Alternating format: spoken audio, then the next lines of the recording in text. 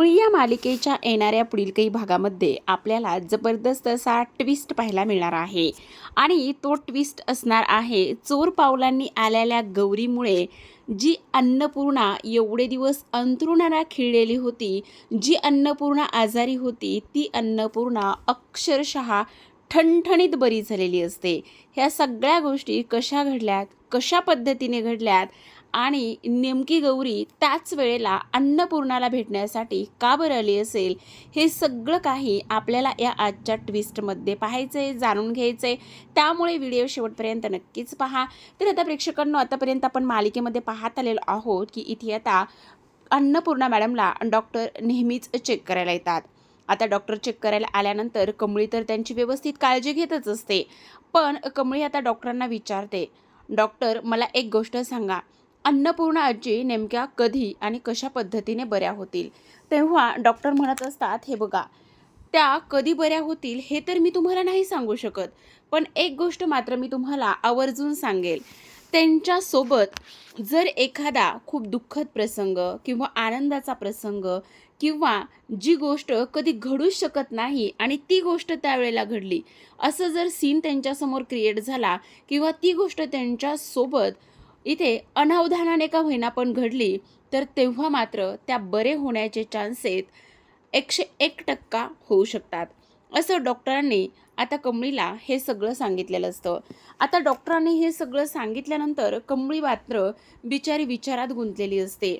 अन्नपूर्णाला सुद्धा खूप काही गोष्टी सुचत असतात, बोलायचं असतं, पण शरीर मात्र थकल्यामुळे बोलायला साथ देत नसतं आणि त्यामुळे काय बोलावं काय नाही ह्या गोष्टी तर आता इथे त्यांना समजत नसतात।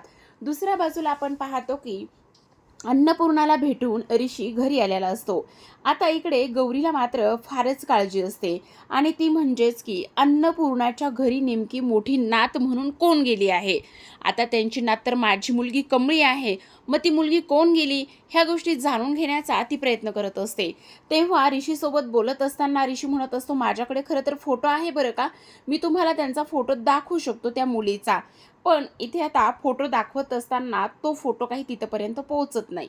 तर आता होतं काय, तर इकडे ऋषी म्हणत असतो, खरं पाहायला गेलं ना तर अन्नपूर्णा मॅडमची तब्येत जी आहे ना ती फारच नाजूक झालेली आहे। खरं तर त्यांची तब्येत सुधारणं आणि त्यांच्या तब्येतीमध्ये इथे सुधारणा होणं फार जास्त गरजेचं आहे। तेव्हा लगेच आता इकडे गौरी म्हणत असते, म्हणजे त्या अजूनही बऱ्या झाल्या नाही आहेत, म्हणजे त्यांना अजूनही बरं वाटत नाही आहे का?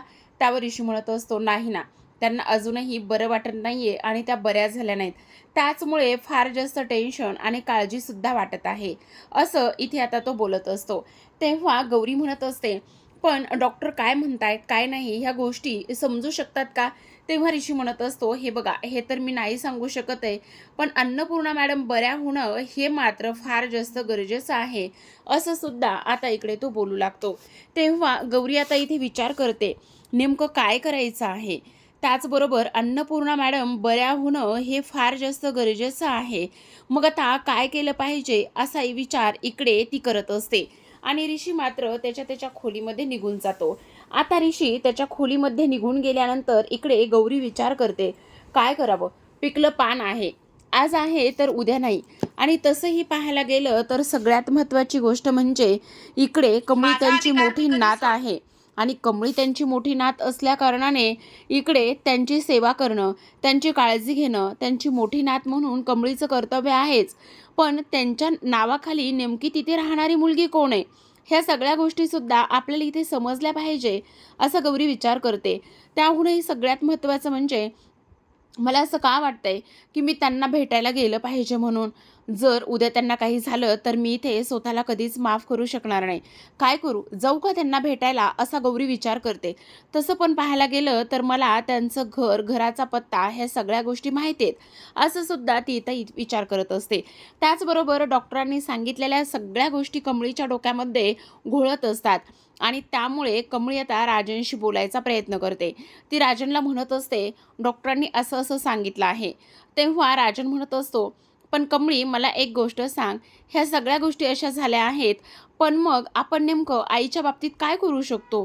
हे बघ, हे फार रिस्की आहे, त्यावर कमळी म्हणत असते, पण राजन सर, मला आजीची अवस्था ही अशी पाहवत नाहीये. मला त्यांच्यासाठी काहीतरी करायचंय, पण काय करावं ना तेच मला समजत नाही, असा इकडे आता ती विचार करत असते. तेव्हा राजन म्हणत असतो, पण तू नेमकं काय करणार आहेस?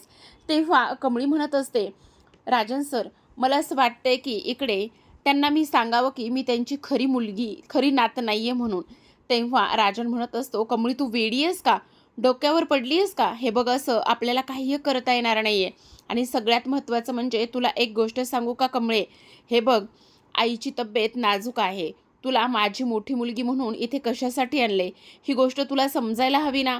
असं म्हणून ते दोघेही जण आता बाहेर बोलत असतात. तर आता संध्याकाळची बरीच वेळ झालेली असते आणि तेव्हा गौरीला तर इकडे सगळं घर माहिती असतं. त्यामुळे अन्नपूर्णाच्या खोलीजवळ ती जाते आणि खिडकी मोठी असते, त्या खिडकीतून आतमध्ये येते. आता गौरी आली ही गोष्ट लगेचच सदानंद आजोबा पाहतात. सदानंद आजोबांनी गौरी आली ही गोष्ट पाहता क्षणी ते आऊ आऊ करायला सुरुवात करतात. तेवढ्यातच आता इकडे अन्नपूर्णा डोळे उघडे करून पाहत असते. तेव्हा त्यांची मोठी सून म्हणजे राजेंची बायको त्यांना समोर दिसते.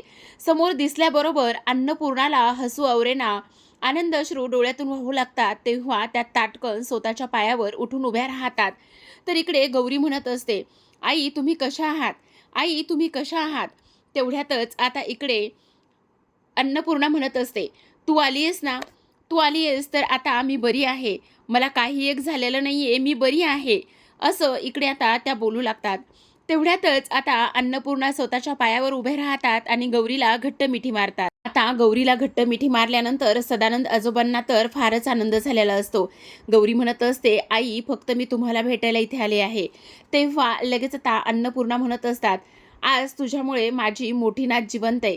आज तुझ्यामुळे या घराला मोठी नात मिळाली आहे. तेव्हा ती म्हणत असते, हो, मी तेच बघायला आले आहे आणि मला तुम्हाला बघायचं होतं, मला तुम्हाला भेटायचं होतं आणि म्हणूनच मी इथे आली आहे, असं इकडे ती सांगू लागते.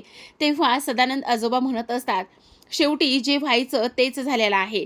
कितीही आपण नाही म्हटलं आणि कितीही काही जरी झालं तरीसुद्धा नियतीच्या मनामध्ये जे आहे तेच इथे होतंय. शेवटी सासू-सुना इथे एकत्र आलेल्याच आहेत. सुरुवातीला या घरची मोठी नात अन्नपूर्णा, तुझी मोठी नात कमळी ह्या घरात आली. अगं तुला कळत नाही, पण कमळीच तुझी खरी-खुरी मोठी नात आहे. हे मला केव्हाच माहिती होतं आणि आज फायनली तुम्ही दोघीजणी एकत्र किती शोभून दिसताय, असं सदानंद आजोबा मनातच बोलत असतात. तेव्हा गौरी लगेच आता अन्नपूर्णाच्या पाया पडते. अन्नपूर्णा तिला अखंड सौभाग्यवती भव असा आशीर्वाद देतात. तर दुसऱ्या बाजूला इकडे आता कमळी त्याचबरोबर राजन ह्या सर्वांचं बोलणं सुरू असतं. पण त्यांच्या कानावर कसला तरी आवाज पडतो आणि ते विचार करू लागतात की आईच्या खोलीतून कसला आवाज येतोय, नेमकं काय चाललेलं आहे, असा विचार ते दोघेजण करतात. आणि तेव्हा तिथे बाजूला कामिनी, अनिका, रागिनी हे सगळेजण असतात. तेव्हा लगेच आता हे सगळेजण तिकडे धाव घेत असतात. आता कोणीतरी येतंय ही चाहूल गौरीला लागते आणि कोणीतरी येतंय ही चाहूल गौरीला लागल्याबरोबर गौरी मात्र त्या आलेल्या खिडकीतूनच तिथून बाहेर निघून जाण्याचा तिचा तो प्रयत्न करत असते. आता राजन विचार करतात, इथे नेमकं कोण होतं? त्याचबरोबर कोणीतरी होतं आणि कोणीतरी मी आल्याबरोबर इथून निघून गेलेला आहे, ह्या सुद्धा गोष्टी त्यांच्या लक्षात येतात. पण आता कामिनी आतमध्ये आल्यानंतर सगळं समोरचे दृश्य पाहिल्यानंतर तिला तर झटकाच लागतो. कारण अन्नपूर्णा स्वतःच्या पायावर उभी असते आणि त्याचबरोबर ती राजनला सांगत असते, राजन मी बरी झाले, मी बरी झाले. तेव्हा कामिनी म्हणत असते, काय तू बरी झाली आहेस वहिनी? कशी बरी झाली आहेस? म्हणजे ना डॉक्टर, ना दवा, ना पाणी, मग तू बरी कशी झालीस? त्यावर ती म्हणत असते, काही गोष्टी इथे बऱ्या होण्यासाठी दवा पाणी ह्या सगळ्या गोष्टीची गरज नसते कामिनी. कधी कधी मनाची समजूत आणि त्याचबरोबर खंबीरपणे दिलेला आधार ह्या सगळ्या गोष्टी सुद्धा फार गरजेच्या असतात. आज माझ्या बाबतीत तसंच काहीसं झालेलं आहे आणि त्याचमुळे मी बरी झाली, असं आता इकडे अन्नपूर्णा सांगते. पण कमळीला मात्र फार मोठा प्रश्न पडलेला असतो आणि राजनला सुद्धा. नेमकी अशी कोणती गोष्ट घडली की अन्नपूर्णा मॅडम त्यांच्या पायावर, स्वतःच्या पायावर उठून उभ्या राहिलेल्या आहेत? तर आता ह्या सगळ्या गोष्टीचं उत्तर मात्र कमळी शोधू शकेल का? गौरी मात्र अचानक येण्याने अन्नपूर्णा मॅडम मॅडम तर बऱ्या झालेल्या असतात, पण अन्नपूर्णा आता इकडे गौरीचा शोध कशा पद्धतीने घेतील हे पाहणं तेवढेच इंटरेस्टिंग असणार आहे. तर अशाच नवनवीन मालिकांच्या डेली अपडेट्स त्याचबरोबर रिव्ह्यू जाणून घ्यायचे असतील, पाहायचे असतील तर नक्की चॅनलला सबस्क्राईब करा. भेटूयात अशाच एका नवीन ट्विस्ट सोबत. तोपर्यंत धन्यवाद.